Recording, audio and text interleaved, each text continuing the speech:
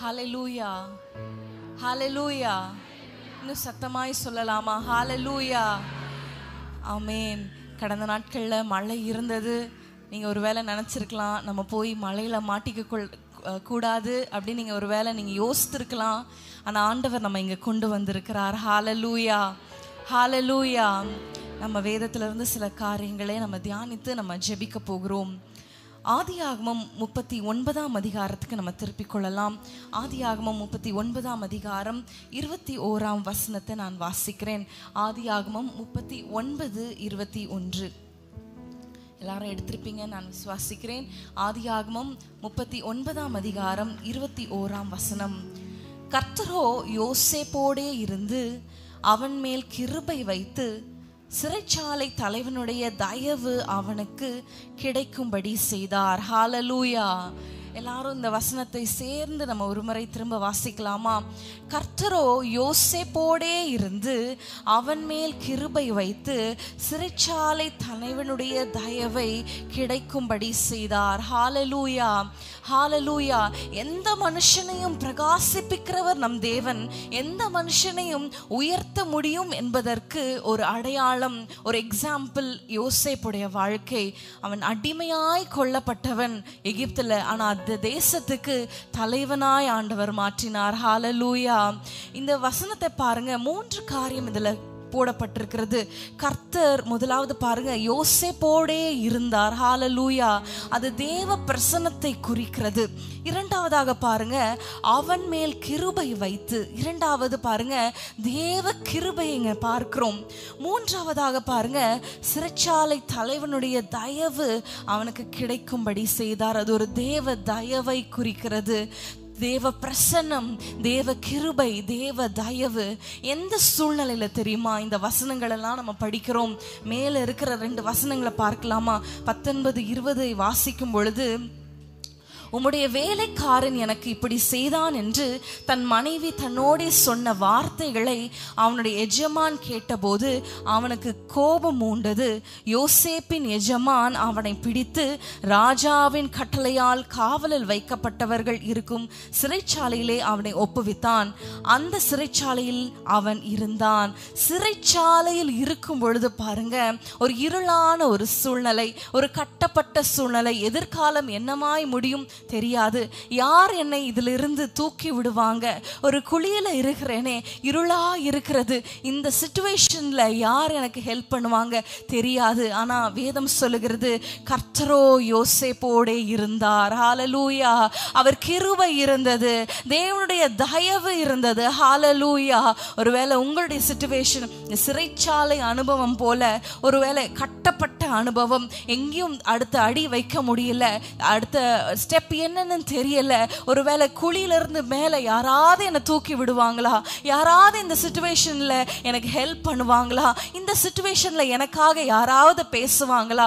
இந்த சிச்சுவேஷன் எப்போ மாறும்? இப்படி ஒரு நிலைமையா இருக்கிறதே, இருளா இருக்கிறதே. அன்னைக்கு தானியேலுடைய வாழ்க்கையில சிங்கங்கள் கெபியில போட்ட போது பாருங்க, ஒரு திகிலான ஒரு சிச்சுவேஷன் இல்லையா? படகுல சீஷர்கள் போகும் பொழுது அலையினால் அலைவு பட்டாங்க.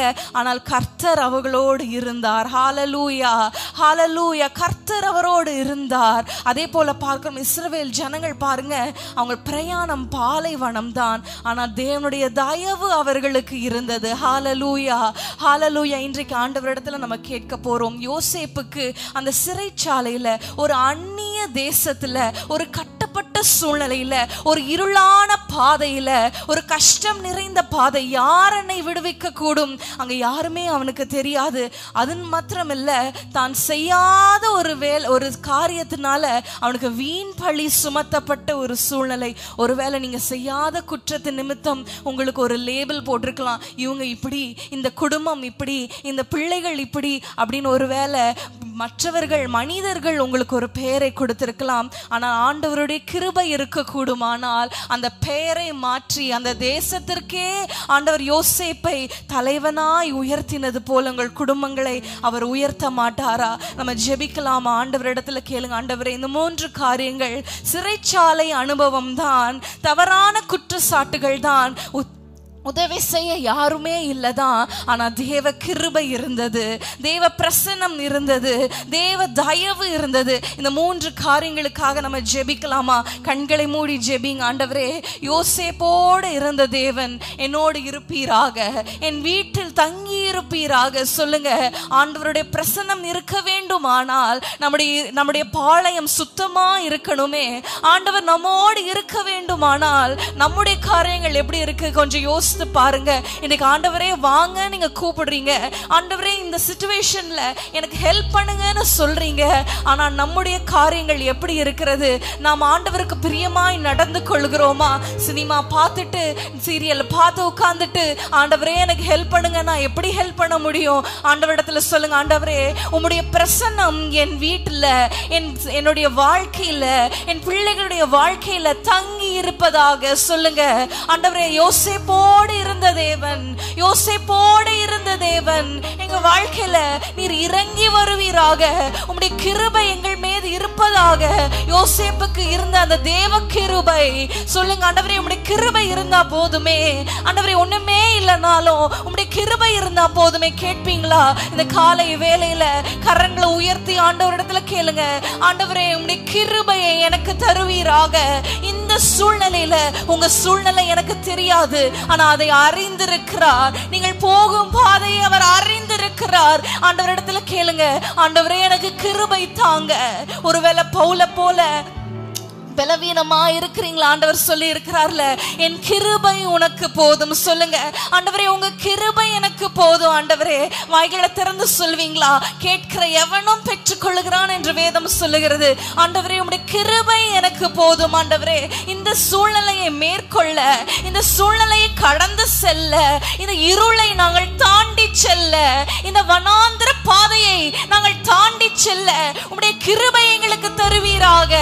ஆண்டவரே, மனிதர்கள் கண்கள் எங்களுக்கு தயவை உண்டு பண்ணுவீராக. உம்முடைய தயவு எங்களுக்கு இருப்பதாக. ஆண்டவர், எங்கள் பிள்ளைகளுடைய காரியங்கள்ல, அவர்கள் கையிட்டும் செய்யும் வேலைகள்ல உம்முடைய தயவு இருப்பதாக. யோசேப்பை உயர்த்தின தேவன், படுகுழியில இருந்து ஆண்டவரே அவனை ராஜாவாய் மாற்றின தேவன், ஹல்லேலூயா, தலைவனாய் மாற்றின தேவன். இன்றைக்கு உங்களுடைய சூழ்நிலை படுகுழியா இருக்கலாம், மண்மேடா இருக்கலாம், ஒன்றும் இல்லாத சூழ்நிலையா இருக்கலாம். ஹல்லேலூயா, எவனையும் உயர்த்த என் தேவனால் கூடுமே. ஆண்டவரே, எங்கள் தேவனால் கூடுமே. யோசேப்பின் தேவனே, யோசேப்பின் தேவனே, எங்களை உயர்த்துவீராக. எங்கள் சூழ்நிலைகளை மாற்றி போடுவீராக. எங்கள் மர்மேடுகளை ஆண்டவரே அலங்கமாய் மாற்றி போடுவீராக. அப்பா, உங்க கரத்துல ஒப்பு கொடுக்கிறோம் இயேசுவின் நாமத்தில் பிதாவே, ஆமென். தாழ்வில் இருந்தாலும் உன் கிருபை போதும், தண்ணீரில் மூழ்கினாலும் உன் கிருபை போதும், வேதனை இருந்தாலும் உன் கிருபை போதும், ஒண்ணுமே இல்லைனாலும் உன் கிருபை போதும். ஏசப்பா, நீங்க மட்டும் என் கூட இருந்தா போதுமே, கிருபை போதுமே. மாறுமே, எல்லாமே மாறுமே, போதுமே போதுமே. மாறுமே, எல்லாமே மாறுமே. என் பலவீனத்தில் உன் பலமோ சொல்லுங்க. ஆண்டவரே, பூரணமாய் விளங்குவதாக. என் பலவீனத்தில் உன் பலமோ பூரணமாய் விளங்கும். என் பலவீனத்தில் உன் பலமோ பூரணமாய் விளங்கும்.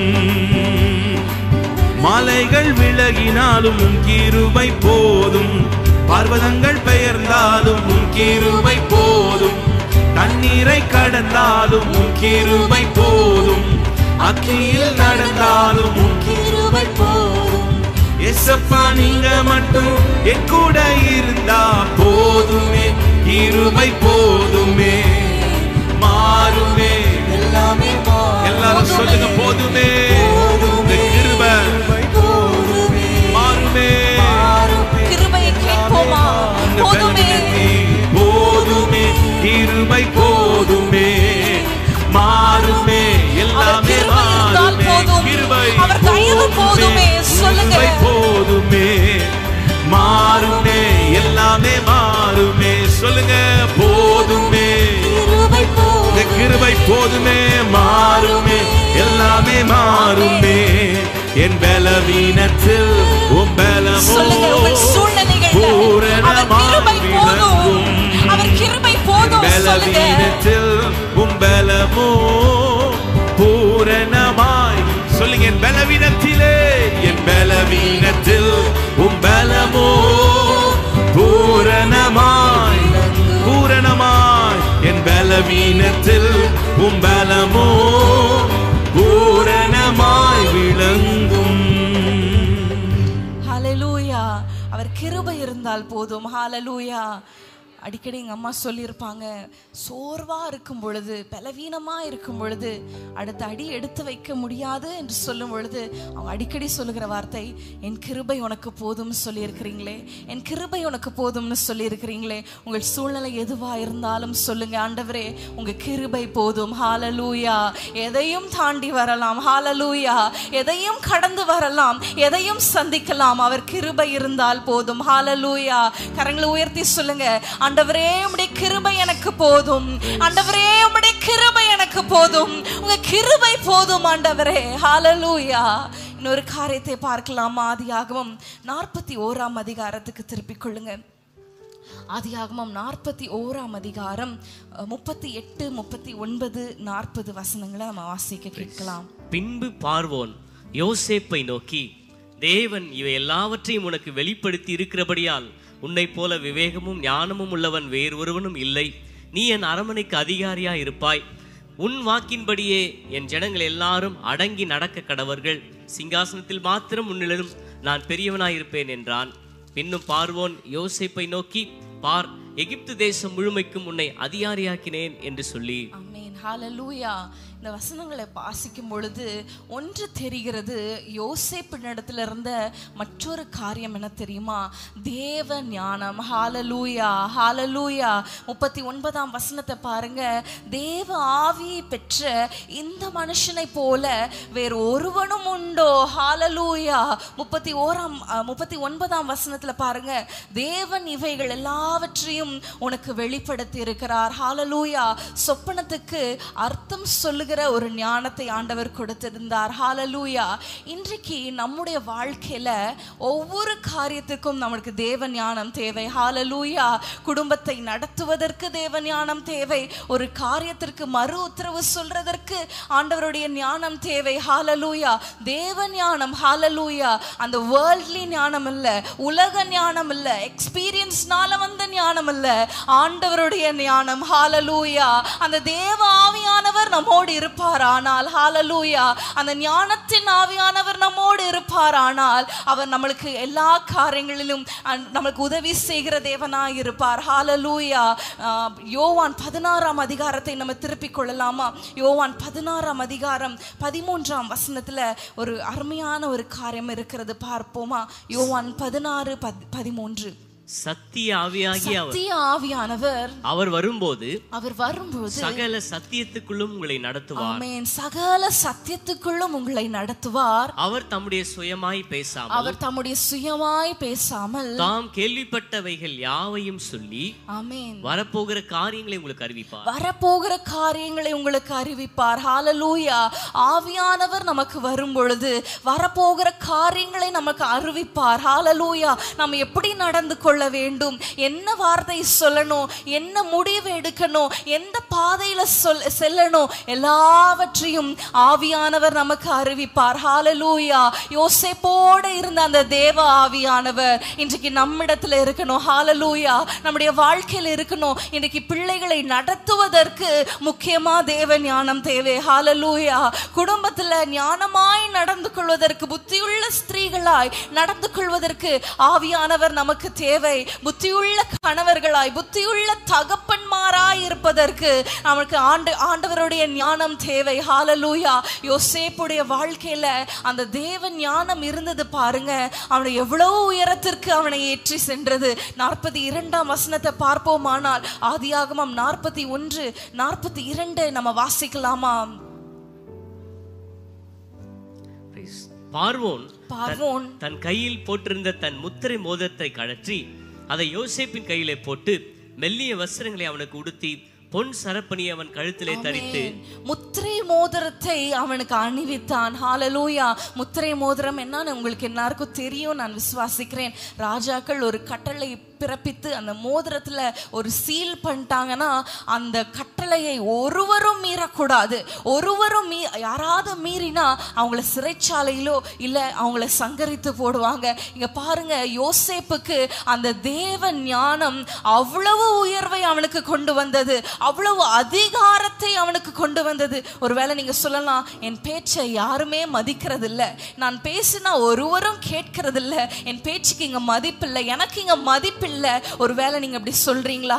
என் கணவன் நான் சொல்லுகிறதை கேட்க மாட்டார், என் மனைவி கேட்க மாட்டாங்க, நான் சம்பாதிக்காததுனால என் கையில 4 காசு இருந்தா என்ன மனுஷங்க மதிச்சிருப்பாங்களே, நான் சம்பாதிக்கிறவளா இருந்தா, நான் வேலைக்கு போற ஒரு ஸ்திரீயா இருந்தா, அநேக ஸ்திரீகள் சொல்லுகிறது, நான் என்ன நம்பி ஒரு 4 காசு இருந்தா இந்த இந்த இந்த மனுஷங்களா என்ன இப்படி பேசுவாங்களா அப்படின்னு அநேக ஸ்திரீகள் சொல்லுகிறது உண்டு.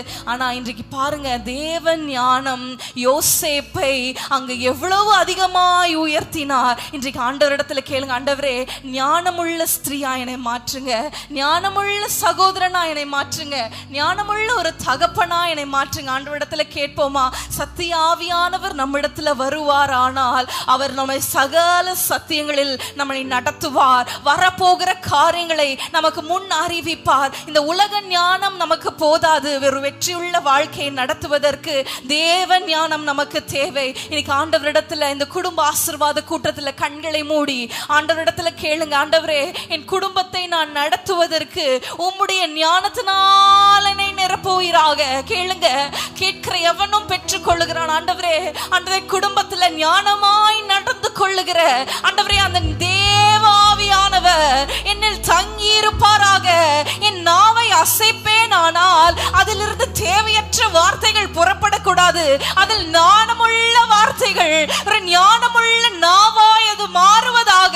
சொல்லுங்க, ஒவ்வொருத்தரும் கேளுங்க, ஆண்டவரே நாவை ஆண்டவரே மதீனமாய் நான் அசைத்து விடக் கூடாது. தேவையற்ற வார்த்தைகள் மதீனமாய் நான் எந்த முடிவுகளையும் எடுத்துடக்கூடாது.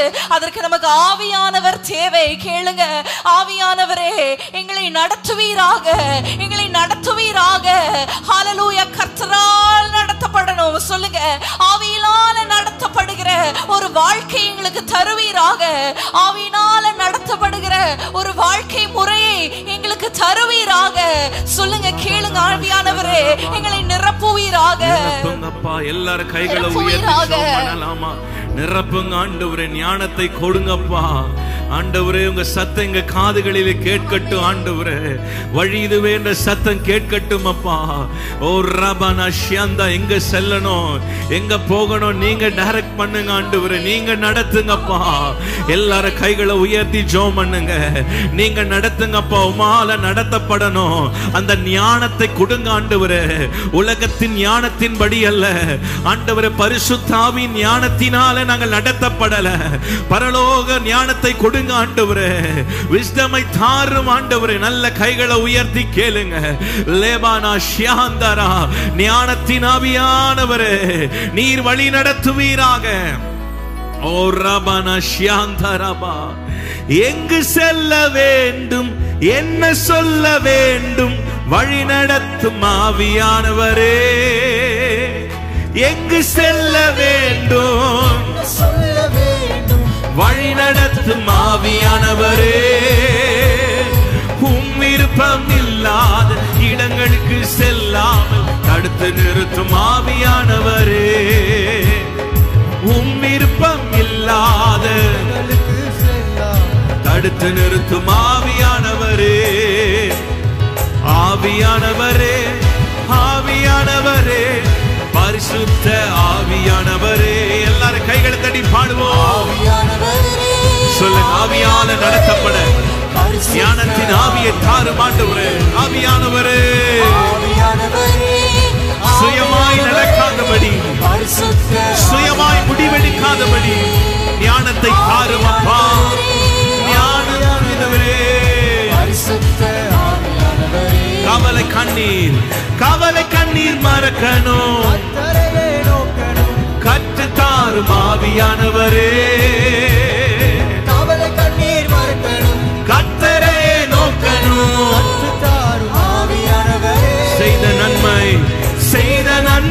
நினைக்கணும், நன்றியோடு துதிக்கணும், சொல்லி தாரும் ஆவியானவரே.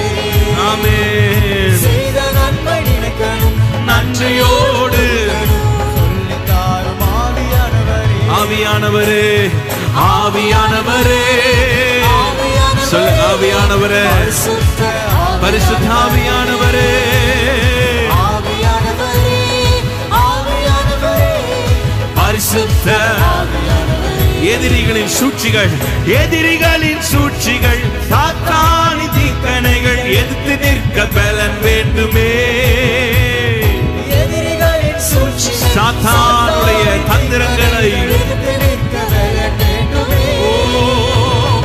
உடல் சோர்வு அசதிகள் பலவீனங்கள் நீங்கி உற்சாகத்தால் நிரம்ப வேண்டுமே.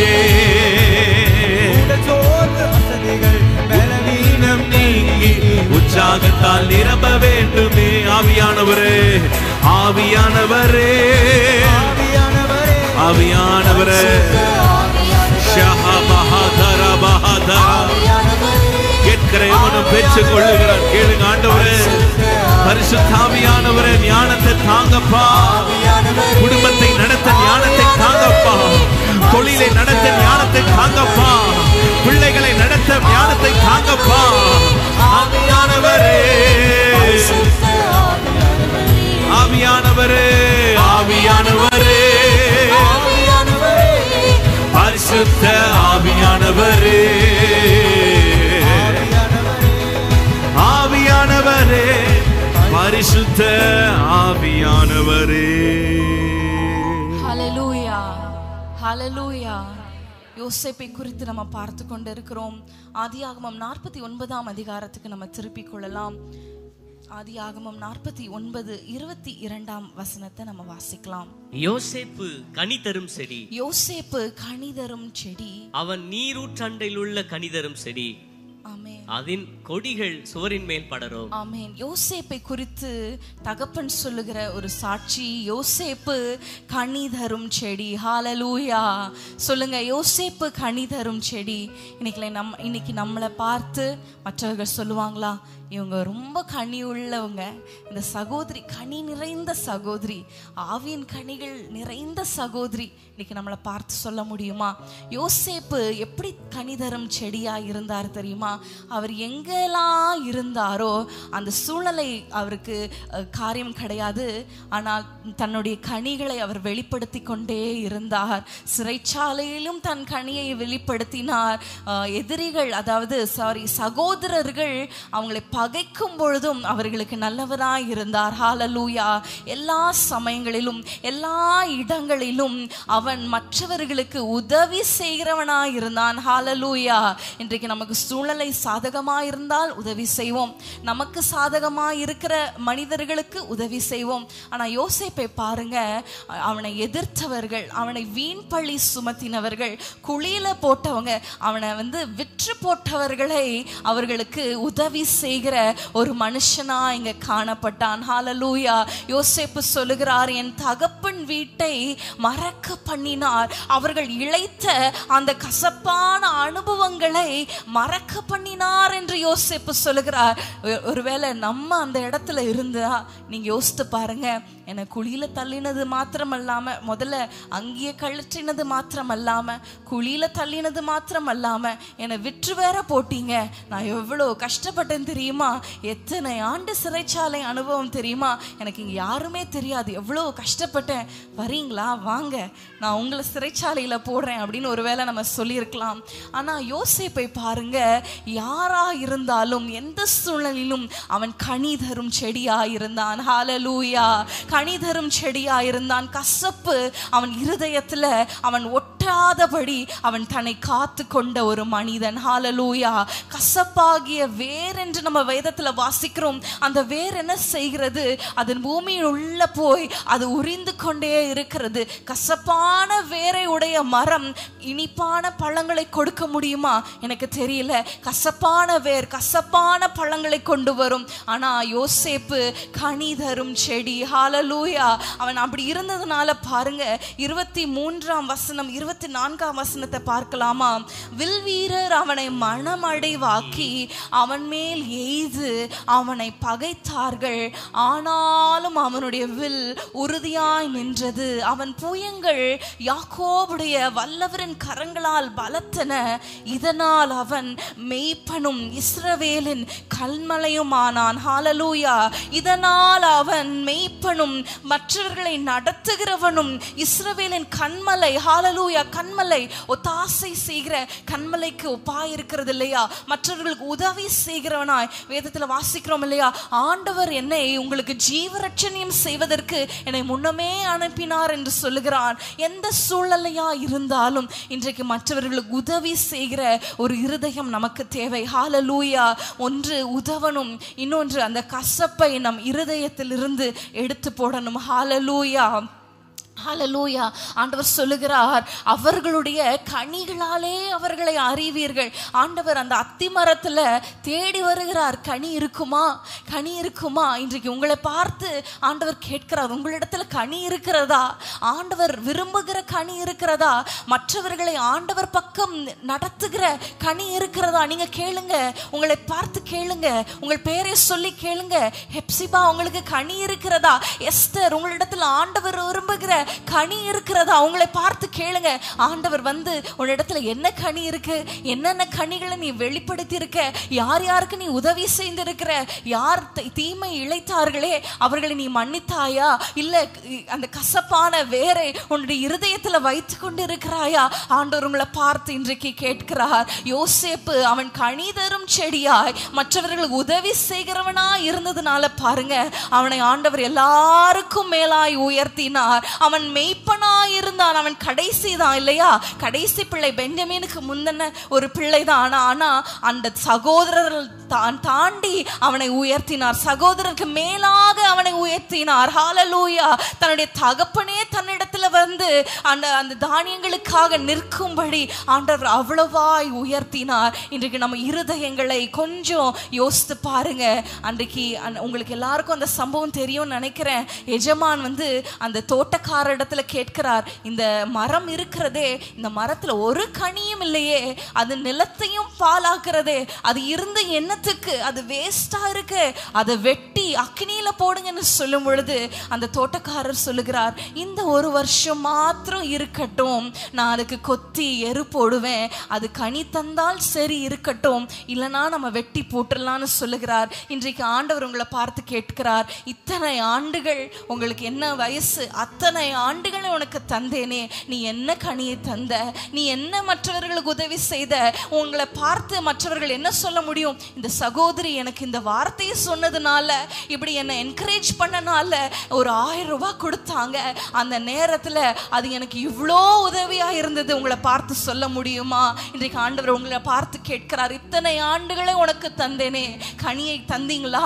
இந்த ஆண்டு உங்களுக்கு ஒரு வாய்ப்பை ஆண்டவர் கொடுக்கிறார். இந்த ஆண்டு மாத்திரம் இருக்கட்டும் என்று அந்த மரத்துக்கு ஒரு வாய்ப்பை கொடுத்தது போல ஒவ்வொரு நாளும் உங்களுக்கு ஒரு வாய்ப்பை கொடுக்கிறார். நீங்க கனிகளை வெளிப்படுத்துவீங்களா? ஆண்டவருக்கு நேராய் மக்களை நடத்துவீங்களா? உங்கள் வாழ்க்கை ஒரு கனியுள்ள வாழ்க்கை இருக்குமா? ஆண்டவர் எதிர்பார்க்கிறார். ஆனா நம்ம எப்படி இருக்கோம்? சுயநலமா இருக்கிறோமே. நான், என் குடும்பம், என்னுடைய தேவைகள், என்னுடைய பிள்ளைகள், இது மட்டும் பூர்த்தி செய்தா போதும். அப்படி அல்ல. மற்றவர்களுக்கு கொடுக்கிற அந்த இருதயத்தை ஆண்டவர் உங்களிடத்துல எதிர்பார்க்கிறார். மற்றவர்களுக்காக ஜெபிக்கிற ஒரு இருதயத்தை, எந்த சூழ்நிலையா இருந்தாலும் சரி, யாரா இருந்தாலும் சரி. பாருங்க, யோசேப்பு உதவினான். அவன் கனி தரும் செடி. ஹல்லேலூயா. கண்களை மூடி ஜெபிக்கலாமா? அது செடி தான். பாருங்க, அது செடி தான்.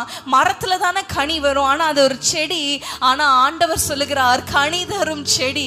ஒருவேளை நீங்க சொல்லலாம், நான் ஒரு ஏழ்மையானவள், நான் ஒரு சிறிய வயதுள்ளவள், எனக்கு பணம் இல்லை, நான் எப்படி கனி கொடுக்க முடியும்? அது ஒரு செடிதான், ஆனா அதுல கனியை உண்டு பண்ணின தேவன். நீங்க ஆண்டவரிடத்துல ஒப்பு கொடுக்கும் பொழுது, நீங்க எளியவரா இருந்தாலும் மற்றவர்களுக்கு உதவி செய்கிற ஒரு கனியுள்ள வாழ்க்கை தர அவர் போதுமானவரா இருக்கிறார். சொல்லுங்க, ஆண்டவரே, அப்பா, ஆண்டவரே, நான் கனியுள்ள வாழ்க்கை வாழ என்னை அர்ப்பணிக்கிறேன். ஹல்லேலூயா. எல்லாருக்குமே உயரணும்னு ஆசை, எல்லாருக்குமே தலைவனா இருக்கணும்னு ஆசை. ஆனா ஆண்டவர் உங்களிடத்துல கேட்கிற இந்த குவாலிட்டிஸ் இருக்கிறதா? கனியுள்ள வாழ்க்கை இருக்கிறதா? பாருங்க, கனியை ஈஸியா பிசாசு ஸ்பாயில் பண்ணிடுவான். ஆனா அந்த கனியை தக்க வைக்கிறது நம்ம கையில இருக்கிறது. திடீர்னு ஒரு கோபம் வரும்போது பாருங்க, அந்த கனிகள் எல்லாம் கெட்டு போயிருது. தேவையில்லாத ஒரு வார்த்தை பேசினதுனால பாருங்க, அந்த கனியெல்லாம் கெட்டு போயிருது. ஆனா ஆண்டவரிடத்துல கேளுங்க, ஆண்டவரே, அந்த கனியை நான் தக்க வைத்து கொள்ள, ஹல்லேலூயா, இன்னும் அதிக கனிகளை, மிகுந்த கனியுள்ள மரமாய், சொல்லுங்க, அதிக கனிகளை தருகிறவளாய் என்னை மாற்றுங்க, என்னை மாற்றுங்க, என்னை மாற்றுங்க. சொல்லுங்க, என் குடும்பத்திற்கு நான் ஒரு கனியுள்ள ஒரு ஸ்திரீயாய், ஒரு கனி தருகிற ஒரு தகப்பனாய், ஒரு சகோதரனாய், ஒரு கணவனாய், ஒரு மகனாய், மகளாய் என்னை மாற்றுவீராக. சொல்லுங்க, அப்பா, என்னை மாற்றுங்க அப்பா. யோசேப்பை ஒரு மெய்ப்பனாகவும் கண்மலையாகவும் மாற்றினீரே, எங்களுக்கு அப்படிப்பட்ட ஆசீர்வாதங்களை, அந்த மேலான ஆசீர்வாதங்களை எங்களுக்கு தருவீராக. எங்களை தாழ்த்தி ஒப்பு கொடுக்கிறோம் இயேசுவின் நாமத்தில் பிதாவே, ஆமென். கனி கொடுக்கும் மரம் நானே, நாள்தோறும் கனி கொடுப்பேன். கனி கொடுக்கும் மரம் நானே, நாள்தோறும் கனி கொடுப்பேன். இலைகள் உதிர்வதில்லை, கனிகள் கெடுவதில்லை. இலைகள் உதிர்வதில்லை, கனிகள் கெடுவதில்லை. விருந்தும் மருந்தும் நானே, சபைக்கு விருந்தும் மருந்தும் நானே. விருந்தும் மருந்தும் நானே, விருந்தும் மருந்தும் நான். எனக்குள்ளே, எனக்குள்ளே ஜீவ ஊற்று, அது வற்றாது ஒரு நாளும். எனக்குள்ளே ஜீவ ஊற்று, அது வற்றாது ஒரு நாளும். நல்ல கைகளை தட்டி பாடலாமா? எனக்குள்ளே அது வற்றாது, அது வற்றாது ஒரு நாளும். எனக்குள்ளே அது வற்றாது ஒரு நாளும். என் பாத்திரம், என் பாத்திரம் நிரம்பி நிரம்பி வழிகின்றது, வழிந்து ஓடுகின்றது. என் பாத்திரம் நிரம்பி நிரம்பி வழிகின்றது, வழிந்து ஓடுகின்றது. எனக்குள்ளே, எனக்குள்ளே ஜீவ ஊற்று, அது வற்றாது ஒரு நாளும். சொல்லுங்க, எனக்குள்ளே ஜீவ ஊற்று, வற்றாது, அது வற்றாது ஒரு நாளும். எனக்குள்ளே, எனக்குள்ளே ஜீவ ஊற்று, அது வற்றாது ஒரு நாளும். எனக்குள்ளே ஜீவ ஊற்று, வற்றாது ஒரு நாளும்.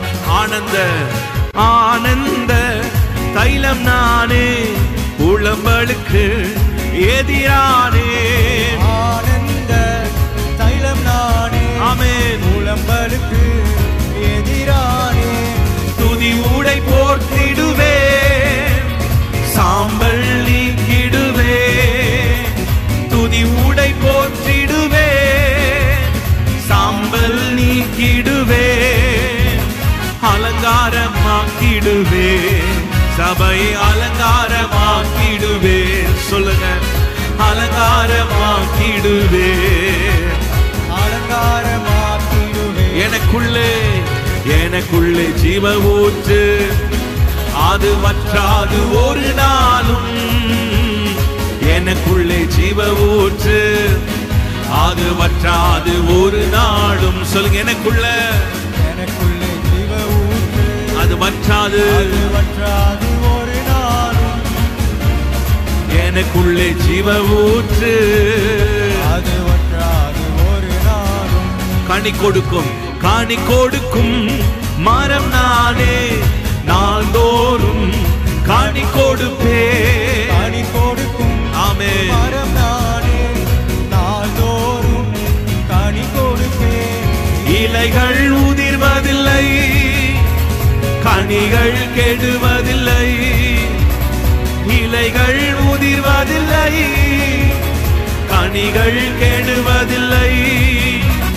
விருந்தும் மருந்தும் நானே, சபைக்கு விருந்தும் மருந்தும் நானே.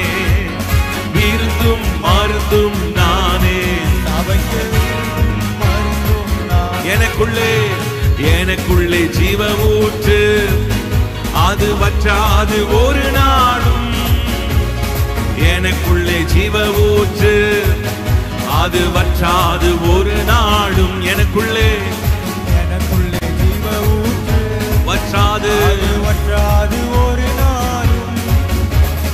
எனக்குள்ளே ஜீவ ஊற்று, அது வற்றாது ஒரு நாளும். என் பாத்திரம் நிரம்பி நிரம்பி வழிகின்றது, வழிந்து ஓடுகின்றது. என் பாத்திரம் நிரம்பி நிரம்பி வழிகின்றது, வழிந்து ஓடுகின்றது. எனக்குள்ளே ஜீவ ஊற்று, அது வற்றாது ஒரு நாளும். எனக்குள்ளே ஜீவ ஊற்று, அது வற்றாது ஒரு நாளும். சொல்லுங்க, எனக்குள்ளே ஜீவ ஊற்று, அது வற்றாது ஒரு நாளும். எனக்குள்ளே ஜீவ ஊற்று, அது வற்றாது. எல்லாரும் வாய்களை திறந்து சொல்லுங்க, எனக்குள்ளே ஜீவ ஊற்று, அறிக்கை செய்யுங்க. வாய்களை திறந்து சொல்லுங்க, எனக்குள்ள ஒரு ஜீவ ஊற்று. நான் போகும் இடமெல்லாம் அது வற்றாது. எனக்குள்ளே ஜீவ ஊற்று, அது வற்றாது. ஆமென். எனக்குள்ளே ஜீவ ஊற்று, அது வற்றாது ஒரு நாள். என் பாத்திரம் நிரம்பி நிரம்பி வழிகின்றது, வழிந்து ஓடுகின்றது.